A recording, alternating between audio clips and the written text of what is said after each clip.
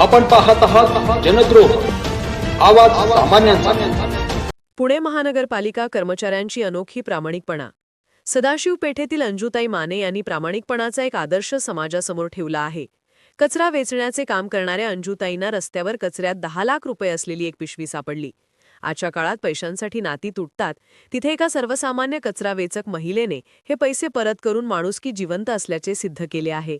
स्वच्छ संस्थेमार्फत कचरा वेचक म्हणून काम करणाऱ्या अंजुताई माने नेहमीप्रमाणे सकाळी 7 वाजता सदाशिव पेठेतील गल्ल्यांमध्ये कचरा गोळा करण्यासाठी गेल्या होत्या. कचरा संकलन केंद्राजवळ आल्यावर सकाळी 8च्या सुमारास त्यांना कचऱ्यात पडलेली एक मोठी पिशवी दिसली. पिशवी उघडून पाहिली असता त्यात तब्बल 10 लाख रुपये रोख आणि काही औषधे होती. अंजुताई गेल्या 20 वर्षांपासून या भागात काम करत असल्याने त्यांना परिसरातील नागरिकांची ओळख होती. एवढी मोठी रक्कम आणि औषधे हरवलेली व्यक्ती नक्कीच चिंतेत असेल, हे ओळखून त्यांनी स्थानिक नागरिकांच्या मदतीने मालकाचा शोध सुरू केला. काही वेळाने त्याच रस्त्यावर एक व्यक्ती अस्वस्थपणे काहीतरी शोधताना दिसली.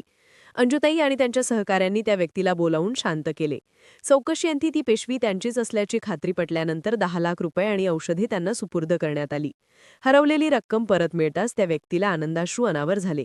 त्यांनी अंजुताईंच्या प्रामाणिकपणाचे कौतुक करत त्यांना साडी आणि रोख रक्कम भेट दिली.